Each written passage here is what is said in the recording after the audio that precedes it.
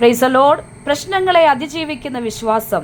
എബ്രായ ലേഖനം 11-ാം അധ്യായം വിശ്വാസത്തിന്റെ ശക്തി എന്തെന്ന് വരച്ചു കാട്ടുകയാണ്. വിശ്വാസത്താൽ വാഗ്ദത്തം പ്രാപിച്ചവർ, വിശ്വാസത്താൽ പ്രശ്നങ്ങളെ അതിജീവിക്കുന്നവർ.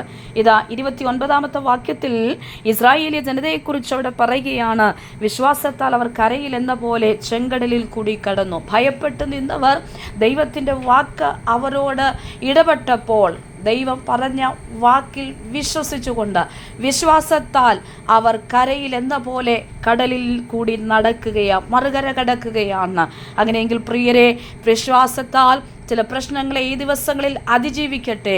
മുൻപിൽ ഒരിക്കലും വഴിമാറത്തില്ലെന്ന് പറഞ്ഞു നിൽക്കുന്ന ചില പ്രശ്നങ്ങൾ, വഴിമുടക്കിയായി നിൽക്കുന്ന ചില വിഷയങ്ങൾ, അതിന് നടുവിൽ വിശ്വാസത്തിൻ്റെ പ്രഖ്യാപനങ്ങളോടെ ദൈവിക വാക്കുകളെ അനുസരിച്ചുകൊണ്ട് സ്റ്റെപ്പുകളെ വയ്ക്കുമോ, ദൈവം അതിൻ്റെ നടുവിൽ ഇറങ്ങി പ്രവർത്തിക്കുക തന്നെ ചെയ്യും. ഇതാ വാഗ്ദത്തം കേട്ടിറങ്ങി തിരിച്ചവർ വഴിയിൽ പട്ടുപോകുവാൻ ദൈവം അനുവദിപ്പിക്കുകയില്ല.